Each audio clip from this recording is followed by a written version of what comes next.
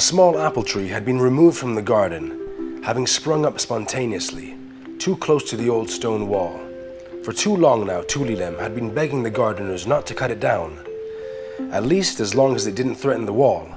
That day, however, the tree, guilty only of having grown in the wrong spot, lay on the grass with its roots exposed.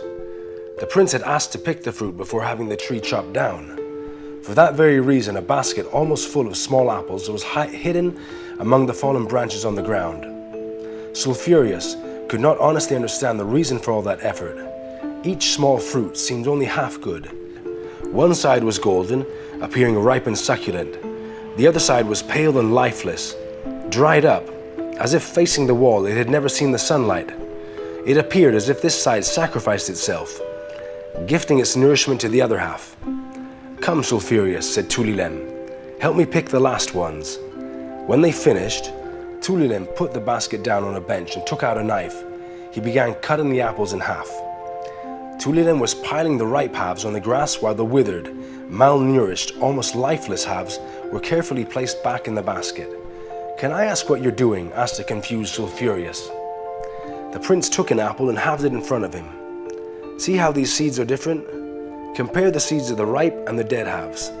Sulfurious agreed that while the latter were small and a faded yellow, seemingly dead, the ripe ones were shiny and brown like the soil. "I see."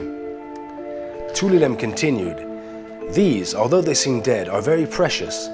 They are full of a dark life. They will find the light by themselves because the two halves were once one." To prove his words, the child took the ripe half and joined it to the withered half in his hand, completing the small, odd fruit. "You are wise, little prince," said Sulfurious, unable in that moment to say any more. His heart felt like he was floating.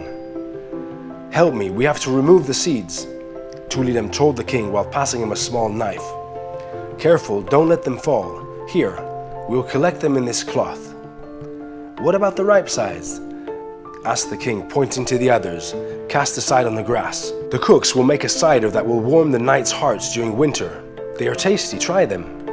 The king picked up a half and after cleansing it with his tunic, bit into it. "Delicious! I have never had such a wonderful fruit. Don't you have apples in your kingdom?" Tulilem inquired. "Of course, but this apple has a special taste."